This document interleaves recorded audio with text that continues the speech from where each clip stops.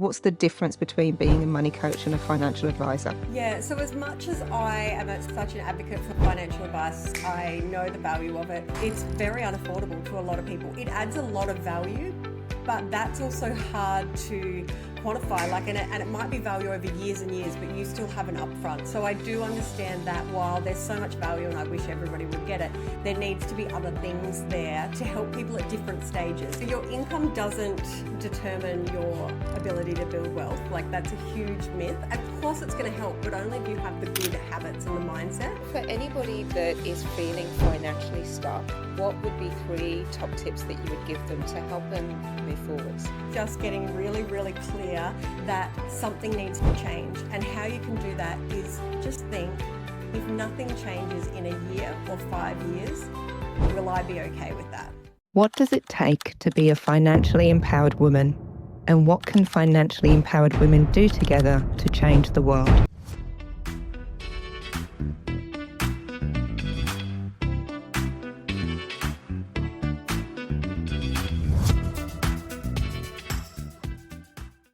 A shocking statistic is that around 400,000 women in Australia are at risk of homelessness.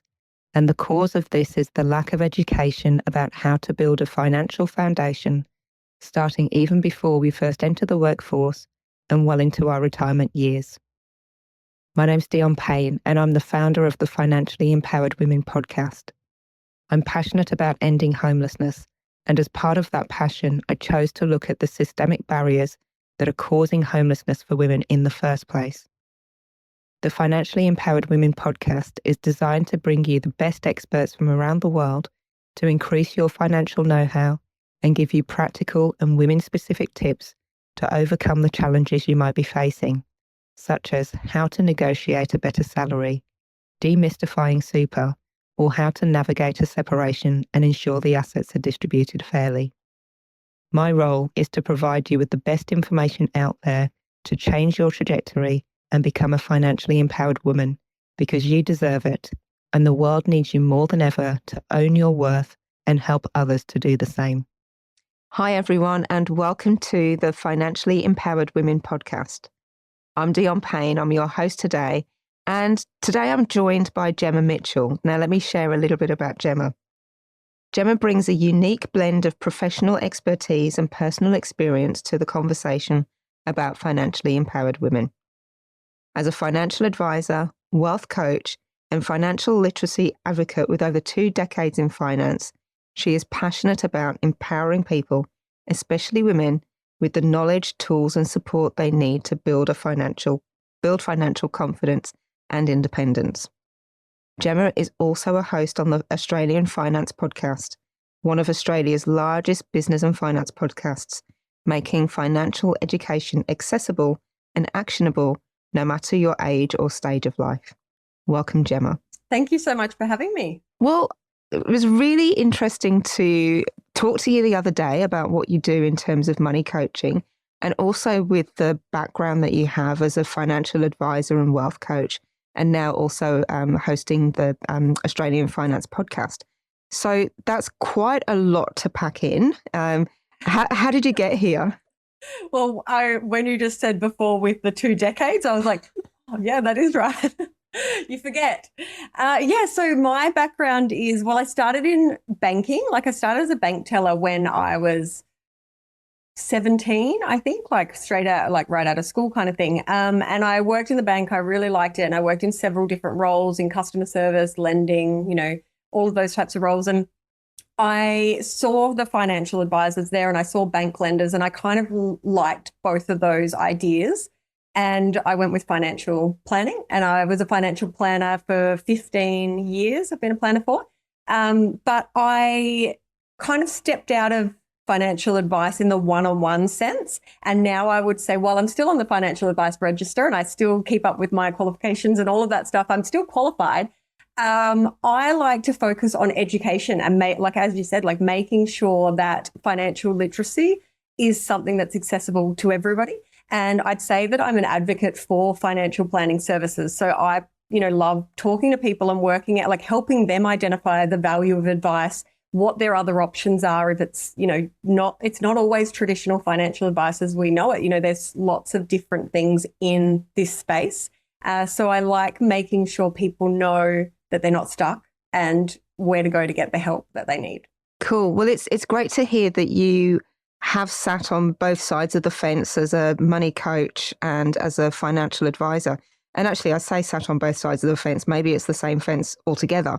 But my view, and maybe this is a stereotypical view, is that financial advice can seem quite inaccessible. Like you have to have a lot of wealth to be able to access financial advice. So can you speak to that? In particular, what's the difference between being a money coach and a financial advisor? Yeah, so as much as I am such an advocate for financial advice, I know the value of it. It's very unaffordable to a lot of people. It adds a lot of value, but that's also hard to quantify. And it might be value over years and years, but you still have an upfront. So I do understand that while there's so much value, and I wish everybody would get it, there needs to be other things there to help people at different stages.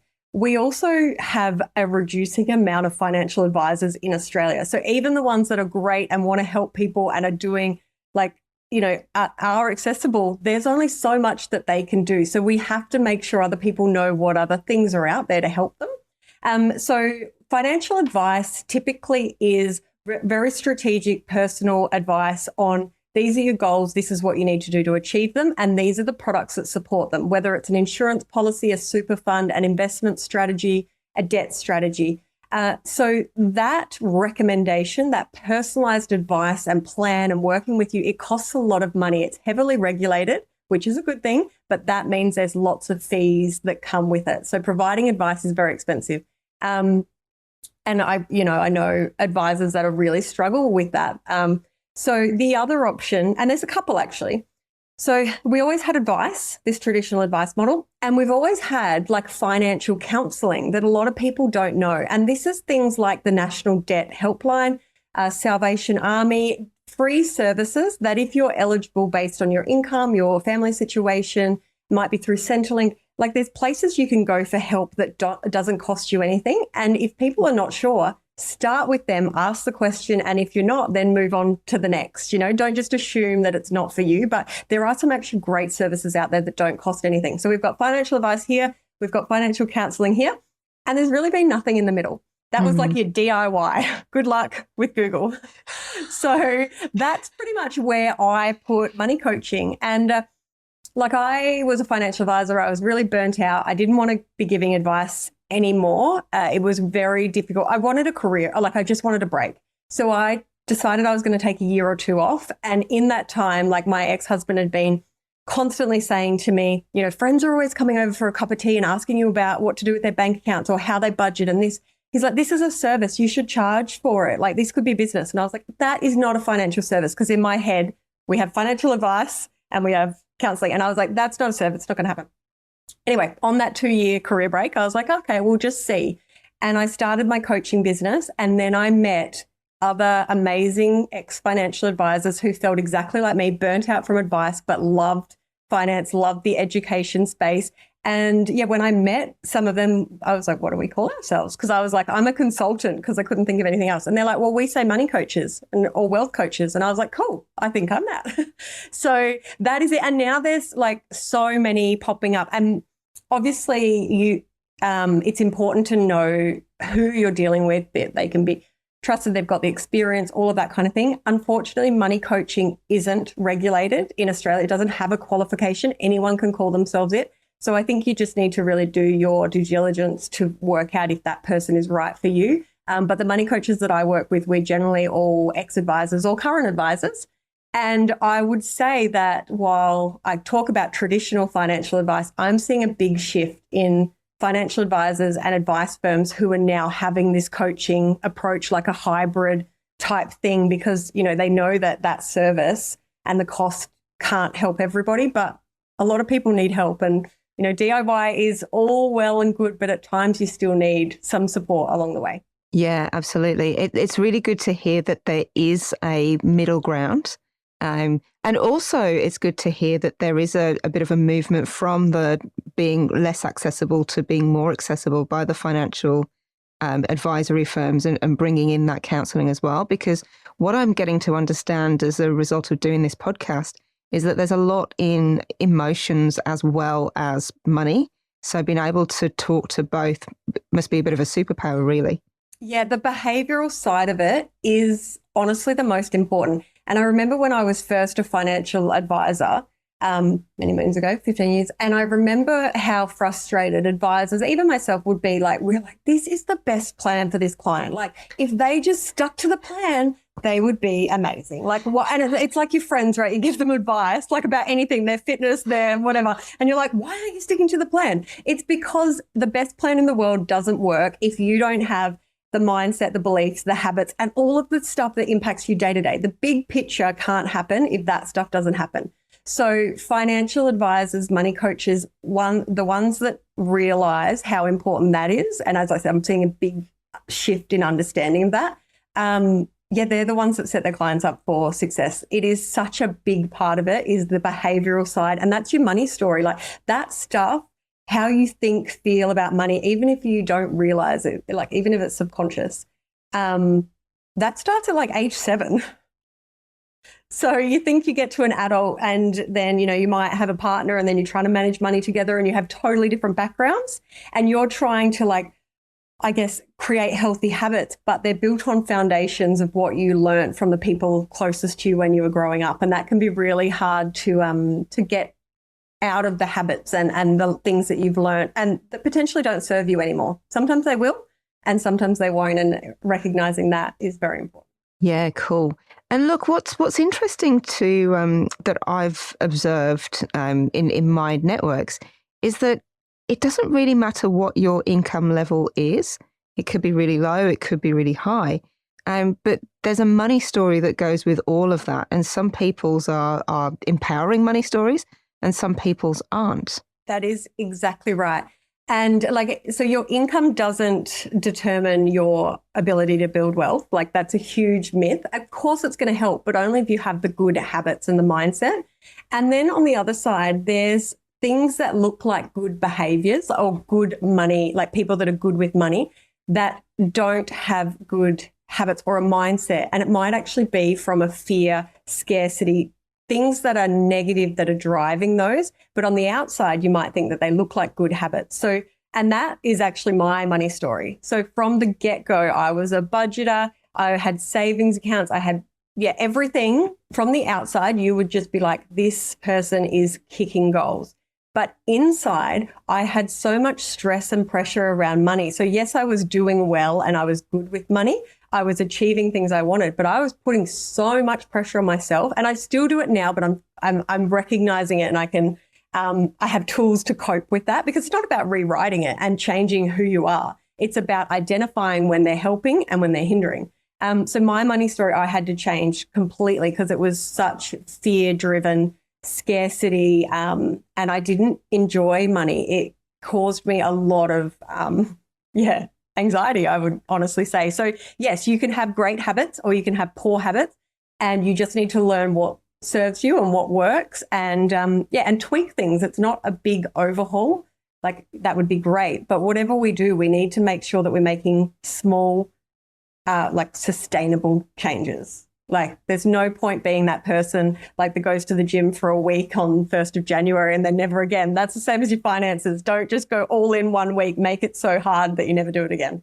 Yeah, absolutely. It makes me think, I can't think of the name of the book, but there's essentially a principle that if you work on your habits and you improve 1% a day or 1% a week, then by, over a certain amount of time, your habits are going to be so positive because you've focused on them. Yes, exactly. And it's the small things every single day that make the big difference. It's not you putting, $1,000 into a savings account just to slowly draw down on it. Like the big things don't matter if you're taking 1 step forwards and 2 steps back. So I love the idea of the 1%. A really good book on habits, which might be the same, is Atomic Habits.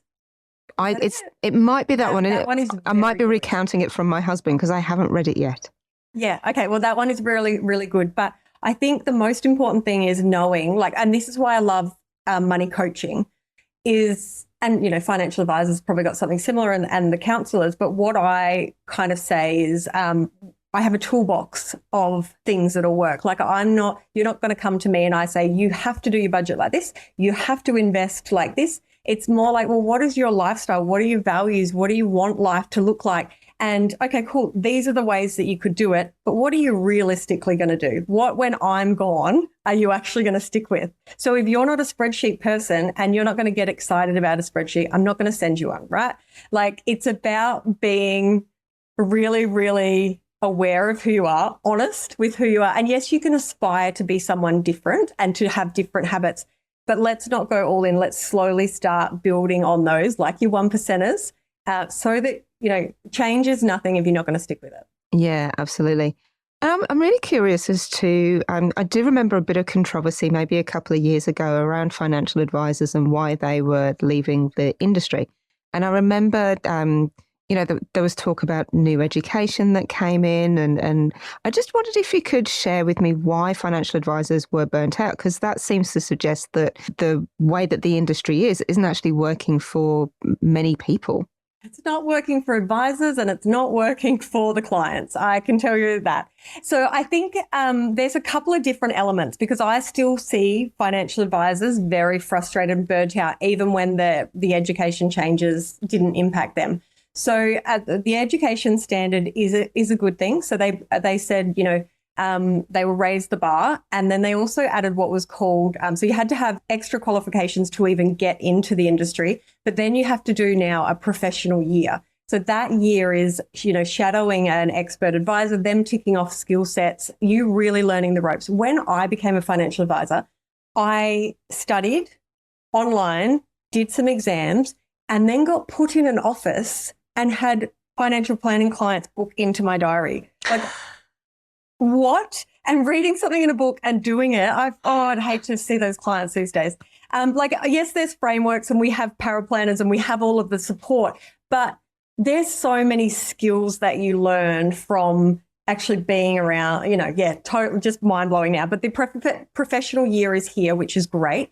But that's a huge cost on an advice firm to have somebody, working for them where they're training, and I guess it's like an apprenticeship, and there's lots of considerations there. But I think the education standard was good. It was frustrating because people like me who had been in the industry like 10 years at that time were like, well, it doesn't actually make us better advisors or give us new skills. And it was very costly to do for some of us, but not a bad thing. And I think it's great going forwards that we have this professional year. Love it. But the burnt out part. So I say that I was burnt out. I don't know if other people would call it burnt out or frustrated, but there is so much red tape in the financial planning industry. There's so much legislation, changes, fees. It's very hard to provide advice. There's, to get financial advice, it needs to be in writing in a document that's often 40 plus pages that doesn't really tell the client anymore. It protects the advice firm. So that's a frustration for advisors, that they're doing so much paperwork. Like, you might have, and this is why I kind of started coaching, because when I thought that I didn't want to be in the industry, I thought, what do I love about my role? And I was thinking, it's the hour with a client that I just get to talk about their day-to-day stresses, like what's worrying them. And I just want to focus on that. But financial advice is to make it profitable. You have to have all of this strategy. You have to have these products. You have to have all of this other stuff that you spend an hour with a client and then you go away and do 20 hours of like research, paperwork, this, that the client doesn't see. It's a lot. And then you've got audits and this and that. And I was like, oh, maybe if I just do that 1 hour chat, maybe people will. But I can't recommend any of that other stuff, but there's great advisors that do that. But that's it. Like, you're in this industry because you want to help people. And because of the way it's structured, the costs and the way that you have to provide advice that's not necessarily protecting the client, it's very frustrating for advisors because we can't see the amount of people we want to see. Like, we can't, it's very limited. So that is my experience of why advisors are getting frustrated and burnt out. But from the education perspective as well, like I did it. I did the extra education. I paid for it. But imagine, the advisors that were 60 thinking they'd only be in the industry a little bit longer, had their businesses for 40 years. A lot of those decided it's not work. I'm not doing all this extra study. So that was pretty common, I think. Yeah. Yeah, fascinating. And what I'd like to do now is to just, sort of move our focus to the money coaching side. And what are some of the typical challenges that people bring to you when they're looking for you to help them as a money coach? Yes. So money coaching, as we talked about, behavioral and day-to-day foundation. So we know that a financial advisor can help us with our superannuation and building wealth and paying off our debt. But a money coach is, my common clients are couples that are not on the same page with money. They are butting heads with money. Either one's not taking an interest and one's doing it all, or they are at conflict and they just need to get really clear on what are their goals and how can they work together as a team. So that is something that I do a lot of. I work with a lot of people that have come out of relationships where they might have been financially intertwined and now they're learning to manage money on their own for the first time. They have new expenses. They might not have actually managed the household expenses. So that is a huge learning curve. So it might be from day-to-day cash flow. I like the word budget and I love a budget, but I know it gives some people, gives them the ick or whatever you want to say, it makes them cringe. But a budget is a plan for your money, and the plan could be that I want to spend $20,000 every year on travel. Like a budget doesn't have to be restrictive. So I do a lot of cash flow planning and just goal setting. A lot of the time, myself included, we're on social media and we're looking at what our friends are doing and you're like, oh, should I be doing that? Oh, should I be? Yeah. And we're so confused. And we just need somebody to help us kind of rein it in and go, right, well, what's important to you? And you just decide your path and then you just focus on that. Because it's like this analysis paralysis that there is so many things that we can do. What should we actually be focusing on? So foundational stuff, it might be understanding debt. They might be saving for their first home or wanting to learn about a particular area, but they don't need advice on it. So I also speak to people that are coming up to retirement. They don't want advice, but they're like, I don't really think I understand super or this, and kind of like a one-on-one webinar, I guess. So there's lots of things that you can do within that coaching space, and it's just support and education. And I tell people it's kind of like a sounding board, like, tell me what you're doing now and let's talk about if there's ways you could tweak it in the toolbox, to do things better, make it easier on you, because we want you. It's all good and well having a goal and it's all good and well having a budget. But if you don't have framework that actually sets up the guardrails to keep you on track every day for that, like if you don't have the systems, the bank accounts set up to actually support that, it just goes out the window. So I kind of help people with that, making sure that what they're working towards is, they have all the things in place that it's making it easy for them to stay on track. Yeah, that's great. And I loved when you were talking before about the emotions and money and how our emotions can affect our money habits.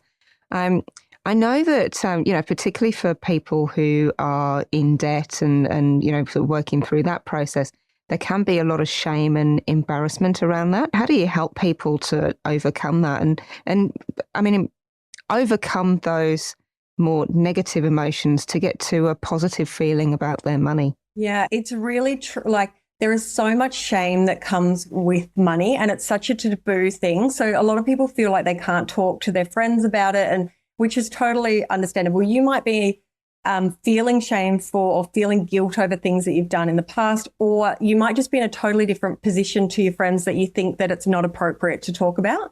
So, having a coach or someone to talk to that can remove that emotional element is very important.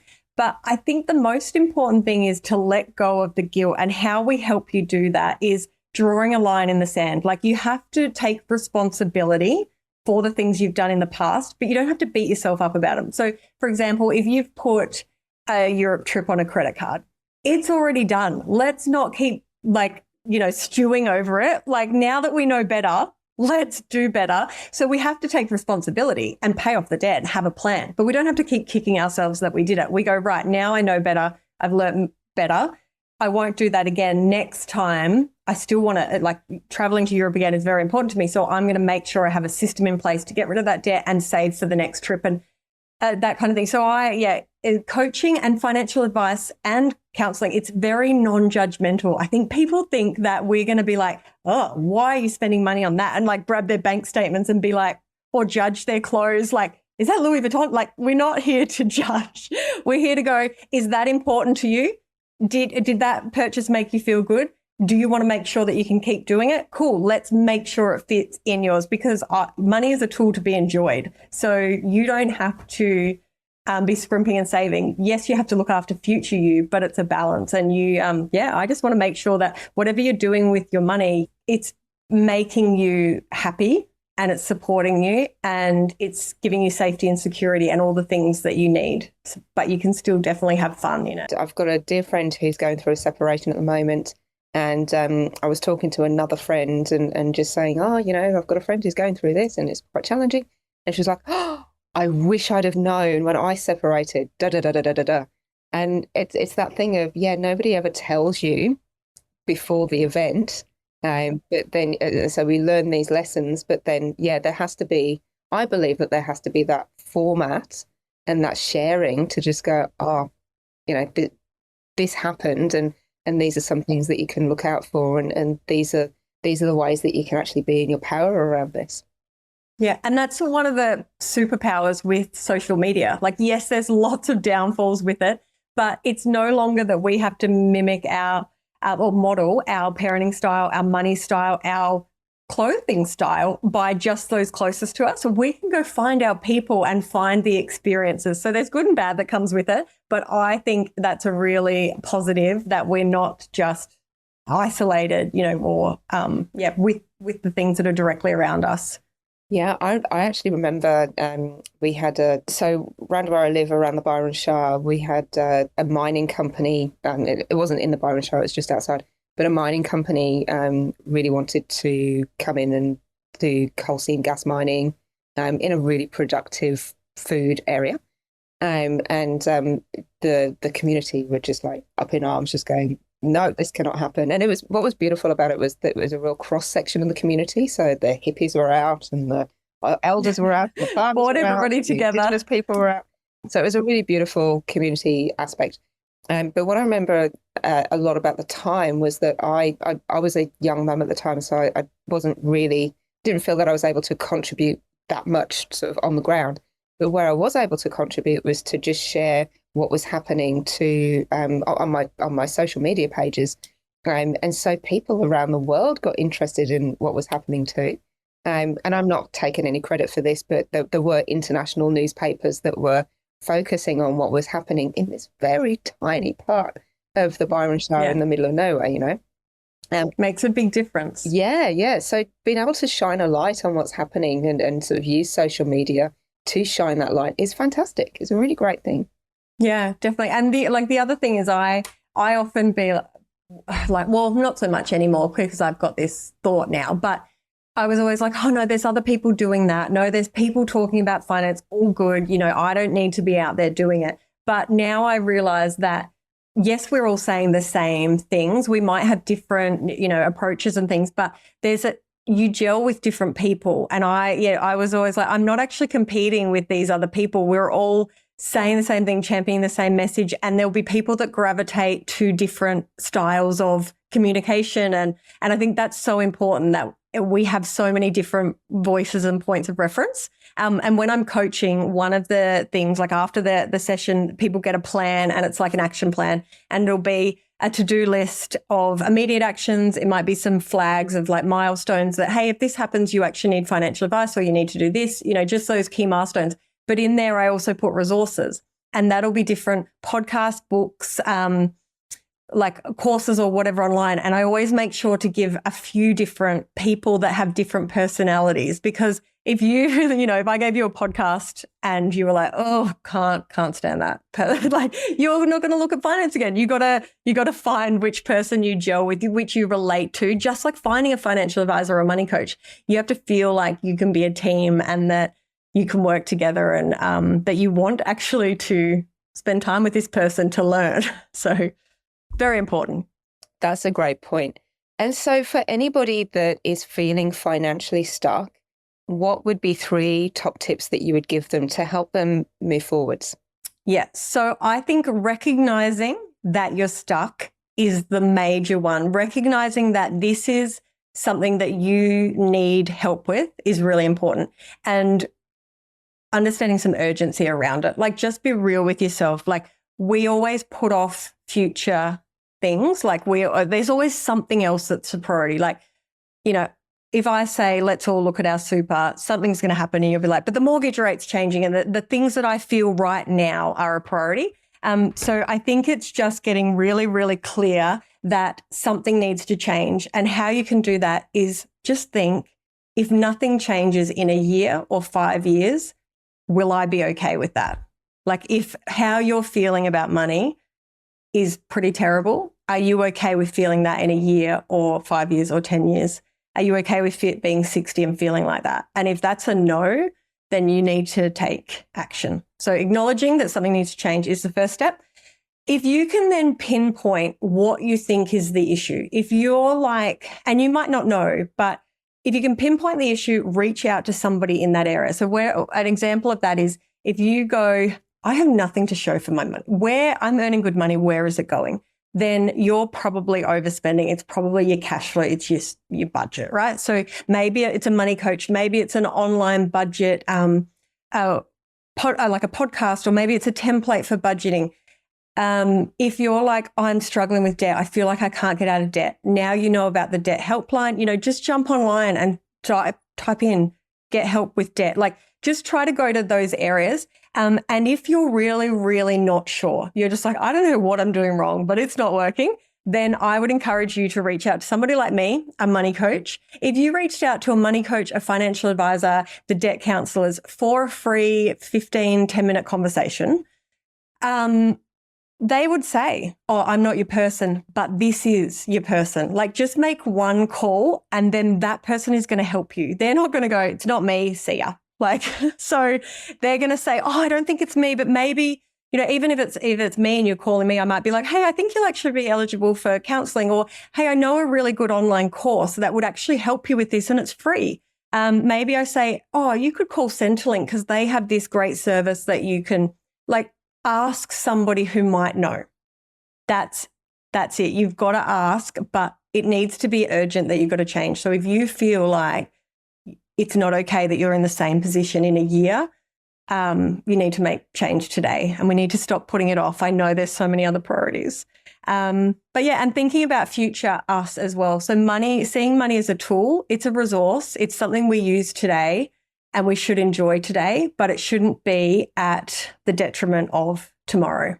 Because one thing I know from me getting older, the clients I work with, retirees, yes, we change and we grow, but we're always the same person. Like, I wanted to travel at 18. I'm nearly 40. I still want to travel. I know that I am going to want to travel the world still when I'm 60, 65. So we can't say to ourselves, oh, it's okay, I'm going to YOLO, live in the moment now and I'll sacrifice stuff in the future. Don't do that to her, because she is going to want the same things that you want. So I think that's just what we have to realize, that there is a balance. And if you get your money sorted today, like your cash flow, your budget, your super, your plans, like if you set it all up so that's ticking along, you can then enjoy guilt-free all the things that you want to do today, because you know that those other things are sorted, but you can't bury your head in the sand, which I know we do, and I do too, about some things, not money. Yeah, but yeah, so I would say that. Don't we? Yeah. It's like, what do they say? Builder's house is never finished. Even like my finances, I've like could probably do things better, but I feel confident enough because I've got those guardrails. I know the big things are taken care of. So the day-to-day I'm more relaxed, which has come a long way from where I used to be very uptight about money. So yeah, that would be it. I would sit with, are you okay with not taking any action? And hopefully that is a no, I know I need to make a change. Then I would try and work out which thing is making me uncomfortable and hone in on that to get help around that area. But yes, if you're not sure, just pick up the phone and ask somebody, because I don't think I won't turn you away. You can come to me and we will find the person for you, whether it's a money coach, and I get clients come to me for money coaching and I send them to a different coach.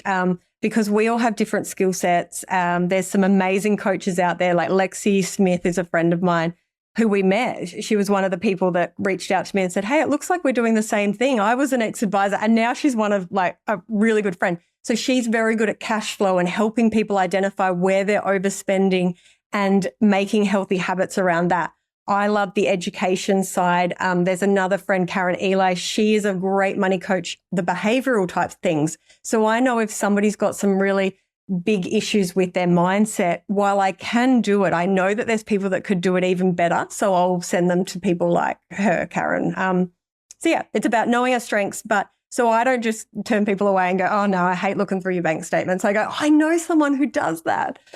So ask the question. Yes, exactly. And likewise, they send to me, they're like, oh, I don't want to talk about the pros and cons of an investment property. They're like, that's boring to me. Go to Gemma. She loves that. So yeah, just talk to somebody in the industry because we'll know somewhere to get your next step. Yeah, that's beautiful. It strikes me as being a very collaborative industry where money coaches are supporting each other to support the bigger picture actually and help people get sorted with their finances, which is really beautiful. In the first instance, though, if somebody is looking to get hold of you, how could they do that? So I am most commonly on Instagram because I'm a millennial and I don't know how to use TikTok. So my Instagram is gemmamitchell.finance, but I have a webpage, gemmamitchell.com.au, that you can find all the stuff with my social media, with the different businesses, podcasts like this will be on there. So I think, yeah, Gemma Mitchell, Gemma with a G, gemmamitchell.com.au is a good place to find me. You can find me on LinkedIn, Instagram. And on all of those sites, there's a book in a 15-minute conversation. And that is just a very casual chat on, right, what are you stressed about? Am I the person or is it somebody else? Usually I'm taking those calls when I'm doing school pickup or out walking the dog. And it's just a really casual chat. As I said, there's no judgment. I just want you to know, people to know where to next so they don't feel stuck. That is so cool. Thank you so much, Gemma, for joining us today. It's been such an awesome podcast. I know I've got a lot of value out of this and I know that other people will do so as well. So thank you for being so generous and sharing your time. No worries. Thank you for having me. As you can see, I will talk about this all day, every day. So if anyone out there is struggling, please, please reach out. Yeah, it's lovely. Nobody needs to struggle with this. Exactly. And there is something for everybody. Remember, we've got a toolbox and we're not going to tell you that you have to change your ways. We're just going to make sure that you can fit that in within your lifestyle and your means and you can have a really wonderful life today, but also tomorrow. Thank you, Gemma.